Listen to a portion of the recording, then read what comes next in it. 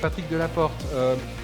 Dans un premier temps, moi, ce qui m'aurait intéressé, vous êtes partie du groupe de travail BIM et vous êtes administrateur de Sinov Normandie.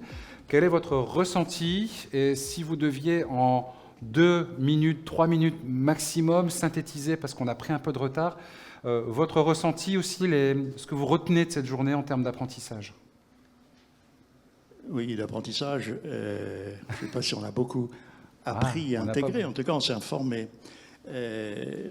Ce qui me frappe, c'est la qualité de l'investissement des maîtres d'ouvrage qui sont passés au BIM. Là, je pense à François Caumont, je pense à Habitat 76, je pense à 3F. Ils le font avec un professionnalisme qui nous tire tous vers le haut. Et la deuxième chose, et en particulier le RexBIM 2, c'est l'humilité avec laquelle les échanges sur des problèmes sont posés et peuvent se régler. Donc ils nous ont montré que c'est faisable. Ils nous ont montré que chacun peut accepter de ne pas avoir la science infuse et de dialoguer fortement avec les autres, c'est le principe même du management du BIM, pour arriver à régler des problèmes. Alors, régler des problèmes qui, du point de vue rentabilité, ne sont pas nécessairement entièrement satisfaisants, mais dans un premier temps et à court terme. Ensuite, ce qui a été vraiment intéressant, c'était cette mise en perspective des cas d'usage. Alors, cas d'usage, à travers différentes interventions, à savoir, chacun voit le BIM à sa porte, et il a raison. Au sein d'une démarche globale, c'est absolument inutile d'être dogmatique pour arriver à une rentabilité. Au contraire, c'est en étant modeste dans son approche que l'on va pouvoir avoir le plus de rentabilité. Un BIM niveau 0, quasiment 0, c'est-à-dire simplement une mise en modélisation 3D au stade d'un concours d'architecte, peut être extraordinairement efficace, même si on ne réutilise pas la maquette par la suite, pour, par exemple, sensibiliser des maîtres d'ouvrage, sensibiliser des élus à l'intérêt que peut avoir le partage. Ensuite, les différents niveaux, eh bien, évidemment, c'est fonction de chaque maître d'ouvrage, de chaque type de collaboration.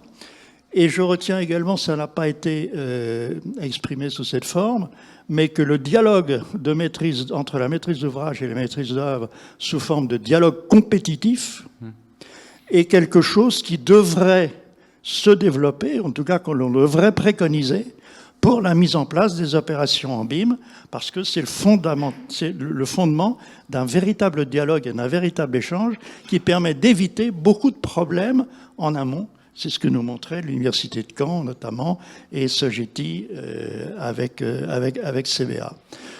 Rentabilité globale, pour terminer, on s'aperçoit qu'aujourd'hui, il ne faut pas la chercher à court terme, sinon de manière très égoïste, comme disait Olivier, au cas par cas, mais qu'à long terme, on entrevoit la possibilité d'une rentabilité sociétale dans le cadre d'un coût global étendu, dont on perçoit à peine aujourd'hui les différentes implications et les bénéfices.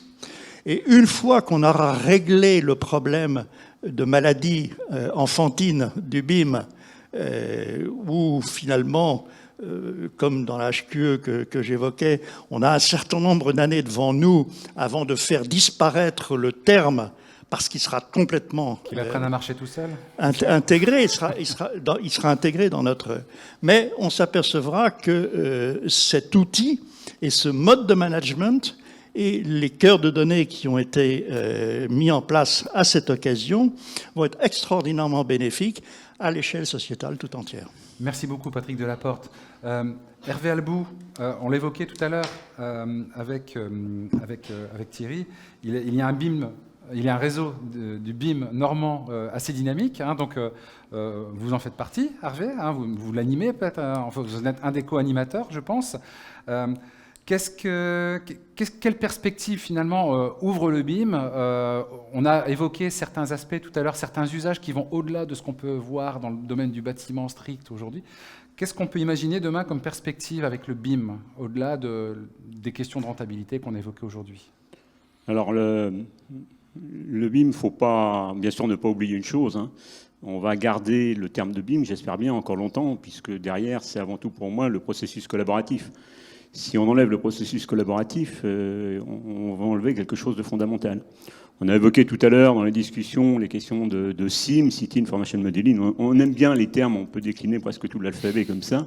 Il faut éviter la lettre D pour des questions vestimentaires, mais ou la G pour des questions sportives, tout simplement. Voilà, mais derrière, il ne faut pas perdre de vue que quand on parle d'informations modélisées, comme l'exemple que montrait Sébastien Métayer sur Habitat 76, quand ils vont chercher des données de type SIG, on resitue juste des problématiques de bâtiments et de travail collaboratif dans un espace plus large. Et on va chercher derrière, ça a été évoqué vers la fin des débats et c'était important, le nerf de la guerre derrière, ça va rester la donnée. Et la multiplicité de la donnée. Si on n'a pas de données derrière, on peut avoir la meilleure démarche collaborative du monde, il ne se passera rien.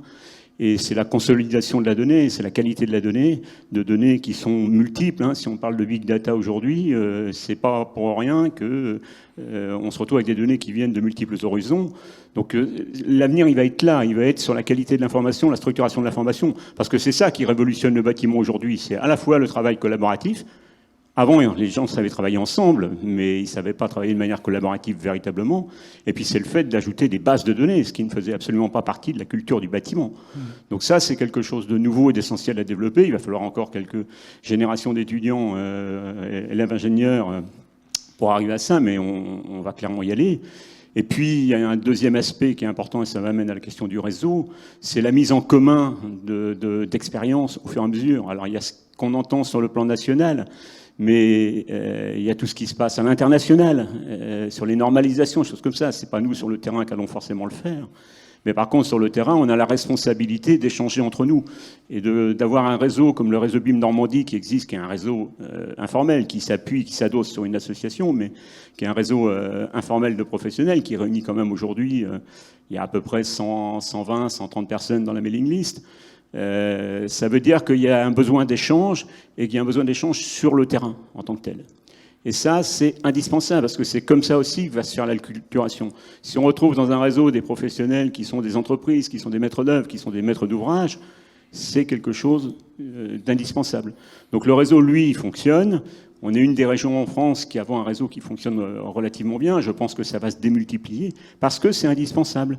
Et de même qu'on a beaucoup parlé de maîtrise d'ouvrage et de maîtrise d'œuvre cet après-midi, Sébastien Métayer a abordé un sujet avec les utilisateurs sur son bâtiment. Bien, on arrive à ce moment-là à ce qu'on appelle la maîtrise d'usage. Et la maîtrise d'usage, elle est aussi indispensable dans le processus collaboratif. Merci beaucoup Hervé Albou. Le lien entre la qualité et la rentabilité était omniprésent, la qualité et la rentabilité. Donc c'est un des messages que moi je retiens particulièrement. Merci beaucoup de nous avoir accueillis sur vos terres normandes. C'était un vrai plaisir. En plus, on a eu vraiment des conditions exceptionnelles aujourd'hui. Bravo. Magnifique, comme d'habitude. Et comme d'habitude, c'est pas un Dunkerquois qui va vous dire l'inverse. Je vous remercie également toutes et tous pour votre présence aujourd'hui, vos questions, votre intérêt pour le sujet. Le RexBIM Tour va continuer sa route. On se retrouve et vous retrouverez la date de la prochaine étape dans les Hauts-de-France, à Lille, certainement au mois de décembre. Toutes ces informations-là, vous les retrouverez sur le site du RexBIM Tour. C'est tout simplement www.rexbimtour.fr. Sur ce site, c'est hyper riche. Vous retrouverez dans quelques jours la restitution vidéo, également des articles qui vont restituer les contenus de tout ce qu'on s'est dit aujourd'hui, de tout ce qu'on a pu partager. L'occasion aussi de partager pour vous, de vous y replonger, de partager ça aussi avec, pourquoi pas, vos camarades et aux enseignants, avec vos étudiants qui n'ont pas pu venir aujourd'hui. Vous retrouverez également un document que réalise Sinov tous les ans après chaque année de RexBIM Tour.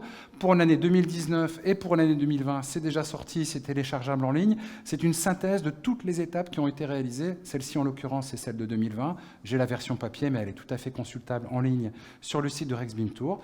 Il ne me reste plus qu'à vous souhaiter une bonne fin d'après-midi en Normandie et à vous dire à très bientôt. Bonne fin de journée et au revoir.